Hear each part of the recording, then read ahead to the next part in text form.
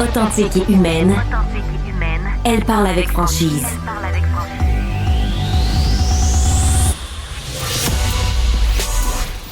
Elle traite l'information avec rigueur et efficacité. Une approche fraîchement moderne de l'actualité. Isabelle Maréchal.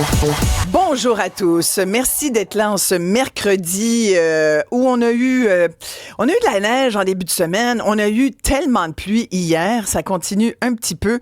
Et là, je peux vous dire le trafic un matin. Et c'était quelque chose parce qu'il fallait faire son chemin entre les déneigeuses. Si vous êtes un petit peu coincé un peu partout sur le réseau, eh bien, je pense à vous. J'ai de l'empathie et je vous souhaite bonne chance. Mais je vous dis aussi, vous êtes à la bonne place. On va vous accompagner pendant les 2 prochaines heures. Et on va commencer tout de suite avec notre premier sujet, parce que je pense que ça vous concerne vraiment. Probablement que vous vous demandez comment vous allez vous organiser dans le temps des fêtes. Et beaucoup de gens se posent la question, comment je vais arriver à boucler ma fin d'année. Et là, j'ai pensé à ces Québécois qui ont beaucoup d'enfants, beaucoup de bouches à nourrir, comme la famille de Jean-François Lacombe, qui est un papa de 7 enfants. Vous connaissez peut-être Jean-François, puisqu'il a fait partie de mon documentaire Les moyens de la classe moyenne il y a une couple d'années. Il nous avait montré comment on arrive à se débrouiller. Bonjour Jean-François. Bonjour Isabelle. Alors, comment ça se passe pour le temps des fêtes? Bien, ça se passe très bien. On est déjà dans les préparatifs, évidemment. Bien, raconte-nous un petit peu. Au niveau alimentaire, au niveau cadeaux, etc. Tout ça. Bon, bien évidemment, les cadeaux, c'est débuté depuis un bon bout de temps. Au niveau alimentaire également, ce qu'on fait, moi, c'est à partir du mois de novembre, là, je commence déjà là, à regarder tous les spéciaux quand je fais mon épicerie de manière hebdomadaire. Puis, je fais des réserves. Bon, évidemment, il faut avoir la capacité de stocker d'entreposer les réserves et tout ça, des congélateurs et la place dans le garde-manger. Mais par exemple, ma dinde, moi, est achetée depuis déjà plusieurs semaines. J'attends pas à la dernière minute.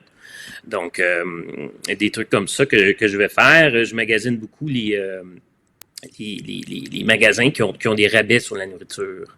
Il y a des endroits dans mon coin, je ne sais pas si je peux les nommer. Là. Mais, oui, tu peux le nommer. Dans ton coin étant près de Wickham? Dans la région de Victoriaville. Là, dans la région de Victo, c'est ça, ouais. Ouais.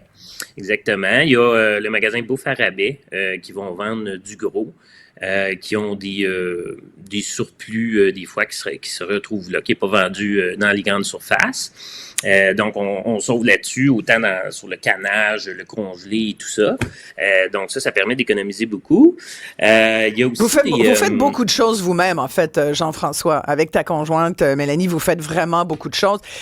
On va revenir à tout ce que vous faites, mais juste pour resituer les gens, vous avez aussi opéré tout un virage par souci d'économie, puis pour un peu mieux boucler vos fins de mois, puis peut-être aussi là-dedans, il y avait toute une réflexion sur la société de consommation, puis c'est ce que vous vouliez présenter comme modèle à vos enfants aussi pour l'avenir. Mais on voit que ça a été une bonne décision pour vous, là. Ah oui, vraiment, vraiment. Puis moi, je ne reviendrai pas à l'arrière du tout, là. Explique un peu aux auditeurs. Oui, explique un peu aux auditeurs. Ouais. Qu'est-ce que vous aviez, d'où vous êtes parti, qu'est-ce que vous avez laissé aller par rapport à ce que vous vivez maintenant? Ben, j'étais copropriétaire de 3 entreprises. J'habitais dans la grande région de Montréal. Puis après pratiquement 20 ans, là, j'ai décidé de faire un virement. J'ai vendu les commerces, j'ai vendu le duplex, la maison. Puis on est allé à Warwick, dans le centre du Québec. Puis on s'est acheté une petite terre. Puis on a commencé à cultiver nos légumes, on a nos poules, on a eu à un certain moment des chèvres, on a des canards, on a des serres intérieures maintenant. Donc on a même commencé l'abattage de nos poulets à l'automne.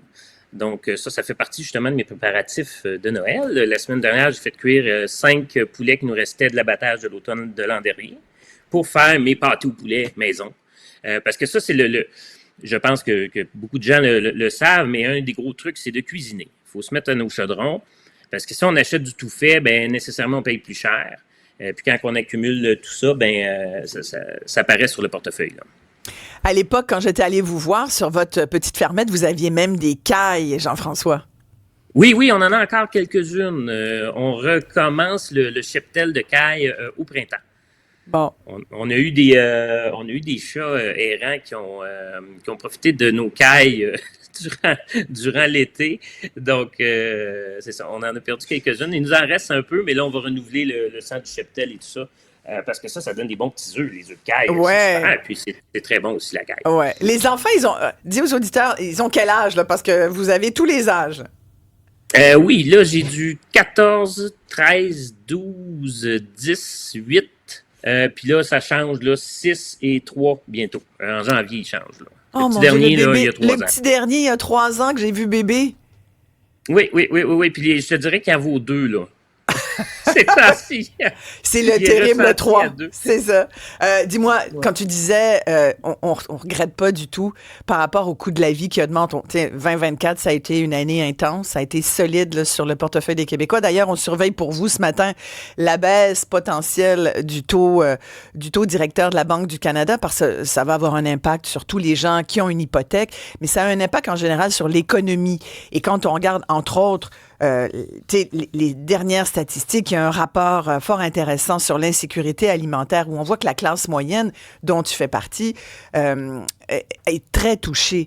Et là, on voit qu'il y a de plus en plus de gens qui ont de la difficulté à serrer la ceinture, à boucler leur fin de mois. Tu sais, les gens veulent faire des efforts comme vous avez fait, mais c'est pas toujours évident. Là, puis faire le chemin de dire, OK, ben je vends tout, je m'achète une terre, je déménage avec les enfants. Faut quand même être fait fort. Là. Tu sais, ça devient un projet de vie qui est pas forcément à la portée de tous. Des fois, tu as la job, tu sais, tu y tiens, est en ville, ton travail est en ville, tu es obligé de rester là. Bon. Ta réflexion là-dessus, Jean-François?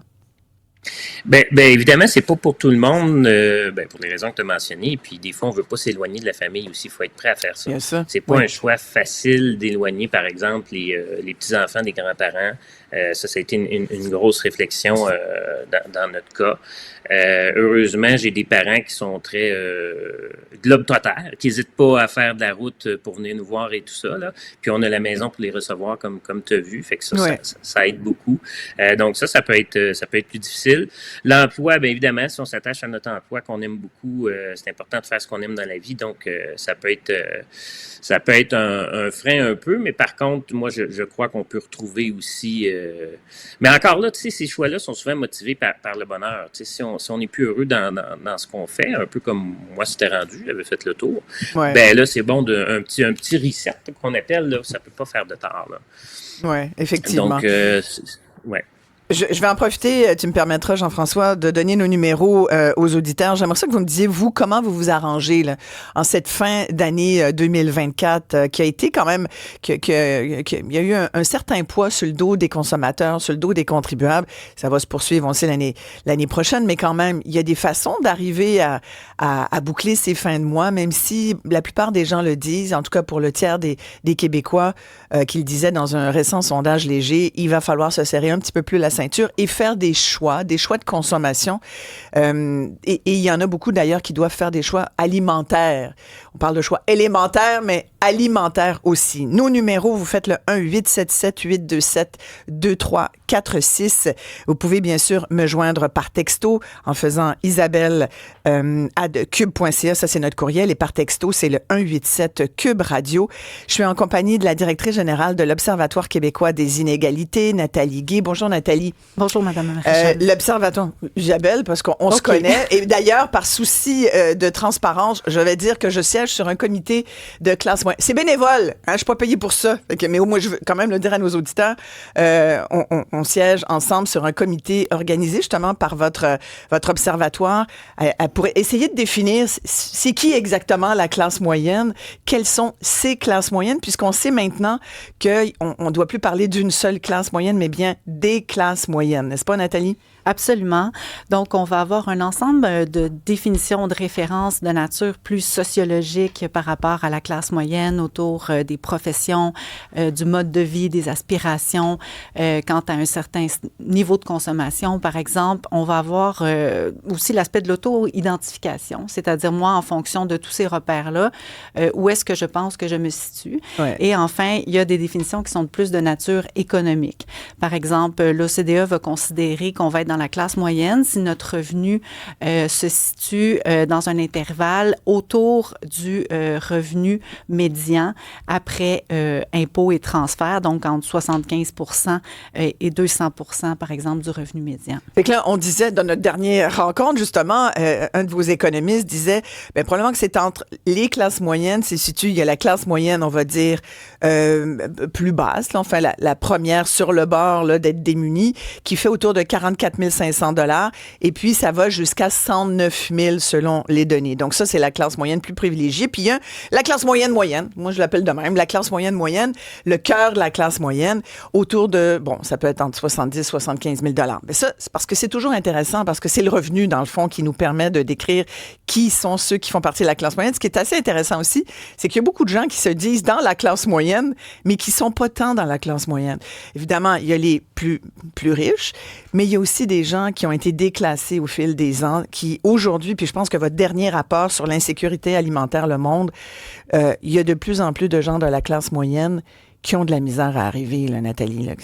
Ils vivent une insécurité alimentaire sévère, et même ceux qui en vivaient une de temps en temps modérée, là, eux, c'est de plus en plus sévère. Oui. C'est-à-dire que ce qu'on voit en analysant les données, puis en fait, c'est des données qui ont été récoltées début 2023, donc on parle de l'année de référence plus de 2022, donc il y a 2 ans depuis, la situation peut avoir évolué aussi. En fait, on sait que c'est pire. On sent que c'est pire parce que le dernier bilan fin de 2024 des banques alimentaires continue d'enregistrer là, une hausse quand même du phénomène de la demande pour de l'aide alimentaire. Donc, ce qu'on voit, pour revenir à l'analyse qu'on a sortie, c'est qu'il y a une croissance de l'insécurité alimentaire autant qualitative que quantitative depuis 3 ans au Québec. Donc, on a une augmentation de 50 des gens qui sont en situation d'insécurité alimentaire. Ça, c'est à peu près 1,3 million de personnes au Québec. Et c'est terrible de dire ça comme ça. Mais hein. C'est ça, là, la vérité. C'est énormément de gens et c'est 20 de nos jeunes aussi qui sont dans cette situation-là, donc des enfants. Et ce qui nous a surpris aussi, c'est de voir la croissance de l'insécurité alimentaire dans la classe moyenne, justement. Donc, quand on divise la population selon les revenus, ça nous donne 5 groupes. Dans le groupe du milieu, le 3e quintile, on a constaté une augmentation de 122 d'insécurité alimentaire dans ce groupe-là. Et ce groupe-là, définissez-le un petit peu plus... on va vulgariser, c'est qui? C'est ça. C'est les gens qui sont vraiment autour là, du revenu médian là, dans donc, la c'est société. le cœur de la classe moyenne dont je parlais tout à l'heure, on va dire. C'est vraiment... La classe moyenne. Oui, c'est ça, exactement. Et ce qu'on constate quand je disais une progression qualitative, c'est qu'on a aussi plus d'insécurité alimentaire modérée et grave que légère qu'il y a 3 ans. Donc, quand on parle d'insécurité alimentaire modérée, c'est que la qualité ou la quantité des aliments va être compromise. Quand on parle d'insécurité alimentaire grave, c'est que là, on va commencer à repérer des impacts sur la santé. On peut parler de perte de poids, des gens qui se privent de nourriture parfois pendant une journée. Donc, c'est ce qu'on constate, là, c'est que non seulement il y a plus de personnes qui sont dans cette situation-là, mais la situation des personnes qui y sont s'aggrave là, depuis 3 ans. C'est incroyable. Quand on l'explique, vous le faites très bien d'ailleurs, Nathalie, merci.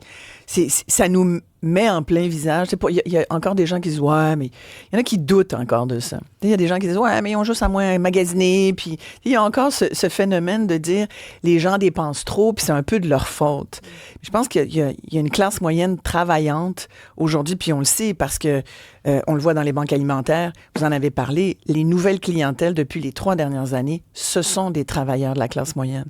Et ça devrait nous alerter sérieusement, là. Effectivement, il y a 20 des personnes qui se présentent dans les banques alimentaires qui ont un salaire. Donc, c'est pas marginal. C'est 1 personne sur 5 qui se présente dans les banques alimentaires qui a un salaire, un revenu de travail. Ouais. On va s'arrêter ici. Je compte sur vous, chers amis, pour réagir à notre discussion et participer d'ailleurs. Dites-moi si ça vous touche, si vous êtes dans cette classe moyenne travaillante qui a de la misère à arriver un peu puis qui essaie de trouver des trucs. Si vous avez des trucs, on les prend, on va prendre des notes. Jean-François nous a donné quelques-uns tout à l'heure. Il disait la meilleure chose, c'est sûr, on aimerait ça tous être autonomes, avoir une ferme comme chez lui. Ils ont une grande maison, ils ont beaucoup de terrain. C'est magnifique pour les enfants. enfants. C'est une façon aussi d'éduquer nos jeunes à comment ça pousse aussi des carottes, comment ça pousse les œufs, les poules. Il y avait eu ça, c'est quelqu'un qui m'avait dit ça dans une entrevue il y a plusieurs années. Un scientifique m'avait dit qu'il faisait la tournée des écoles, puis qui me racontait que quand il demandait aux jeunes « Hey, nommez-moi des types d'oiseaux », les jeunes étaient juste capables de nommer le moineau, parce qu'il y en a beaucoup dans les villes, et les mouettes du McDo. L'espèce mouette du McDo était très connue chez nos jeunes. Mais il y avait même le huard, le huard, c'était pas là-dedans. Il y avait la chouette, le hibou. Non, il y avait pas le rouge-gorge. C'était la mouette du McDo. Et les jeunes, il y avait beaucoup de jeunes qui posaient des questions aussi. Tu sais, comment ça pousse une carotte? C'est pas tout le monde qui sait ça. Fait que c'est comme si on avait perdu notre lien avec la terre. Fait que notre réflexion, finalement, économique, socio-économique, nous amène aussi à nous questionner sur toutes ces choses qu'on a perdues, mais qui nous raccrochent à la terre. Puis il faut se mettre, on est des terriens. On est des humains, mais on est des terriens. Puis des fois, on l'oublie. On pense qu'on est juste des urbains pognés dans le béton. On s'arrête ici. Vous pouvez me joindre au 1-877-827-2346. Vous me textez au 187 Cube Radio. Dites-moi si vous allez avoir un peu de misère cette année, bien sûr, et comment vous faites pour essayer de faire en sorte que la fin d'année soit la plus heureuse possible. À tout de suite, tout le monde.